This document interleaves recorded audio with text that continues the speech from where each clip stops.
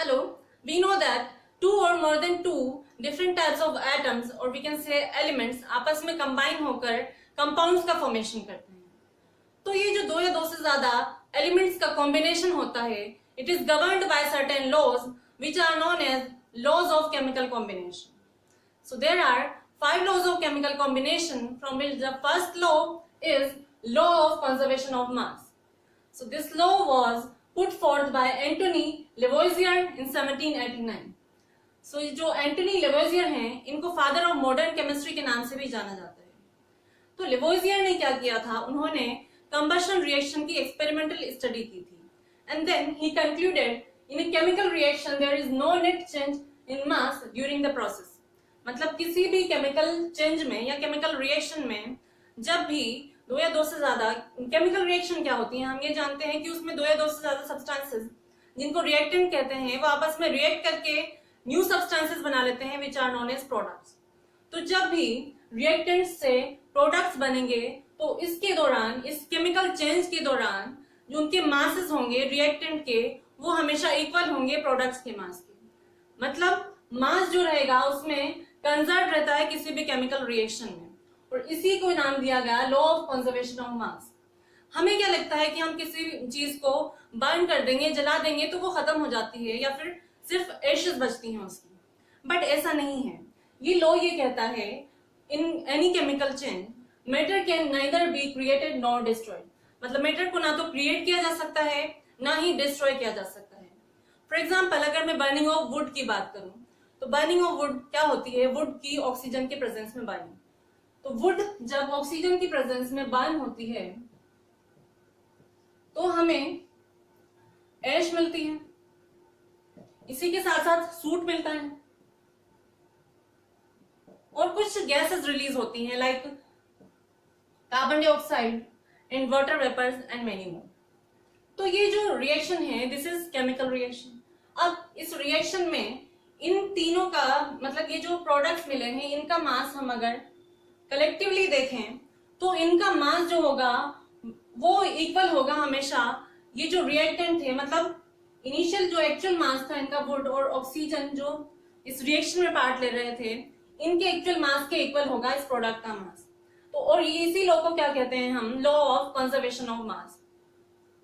For example इसको हम example की हेल्प से समझते हैं, या इसका जनरल रिप्रेजेंटेशन कैसा होगा ये हम देखते हैं. तो कोई केमिकल रिएक्शन है, मान लीजिए A and B as a reactant किसी केमिकल रिएक्शन में पार्ट ले रहे हैं, तो ये रिएक्ट करके प्रोडक्ट्स बनाते हैं सी एंड डी. तो इस रिएक्शन में मान लीजिए इनका मास था, ए का मास था ए ग्राम, बी का मास था बी ग्राम एंड इनके मास थे सी एंड डी रिस्पेक्टिवली.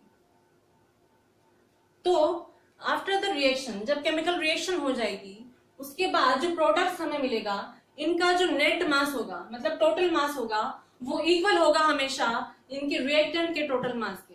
मतलब A plus B will always be equal to C plus D. यही क्या है, this is law of conservation of mass. इसको हम एग्जाम्पल की हेल्प से समझते हैं. एक क्वेश्चन करते हैं हम. हमें गिवन है कि कैल्शियम कार्बोनेट CaCO3 का फिर से लिखते हैं 100 ग्राम कैल्शियम कार्बोनेट हीट करने पर 44 ग्राम कार्बन डाइऑक्साइड और x ग्राम कैल्शियम ऑक्साइड प्रोड्यूस करता है. Produces 44 gram carbon dioxide and x gram calcium oxide on heating. तो हमें पूछा गया है x की वैल्यू बताओ, या मतलब कैल्शियम ऑक्साइड का कितना मास उस रिएक्शन में प्रेजेंट है.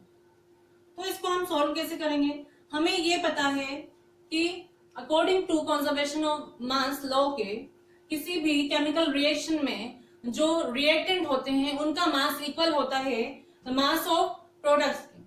तो यहाँ पर हमें ये जो रिएक्शन है इस तरह से गिवन है, CaCO3 आपस में को जब हम हीट करेंगे तो ये डिकम्पोज हो जाता है कैल्शियम ऑक्साइड और कार्बन डाइऑक्साइड। ठीक है, अब इसका मास हमें गिवन है 100 ग्राम और इसका मास हमसे पूछा गया है और कार्बन डाइऑक्साइड का मास हमें गिवन है 44 ग्राम। तो हम इसको कैसे सोल्व करेंगे? हमें ये पता है कि ये दोनों इक्वल होने चाहिए क्योंकि ये क्या है, ये रिएक्टेंट है और ये प्रोडक्ट है। तो x की वैल्यू पता करने के लिए हम क्या करेंगे, 100 माइनस 44, तो ये हमें मिल जाएगा 56 ग्राम, जो कि क्या होगा, कैल्शियम ऑक्साइड का मास होगा। तो इस तरह से किसी भी केमिकल रिएक्शन में जो प्रोडक्ट और रिएक्टेंट होंगे उनका मास हमेशा इक्वल रहता है और इसे ही क्या बोलते हैं, law of conservation of mass. अब second law of chemical combination क्या है वो हम नेक्स्ट वीडियो में देखेंगे। Thank you.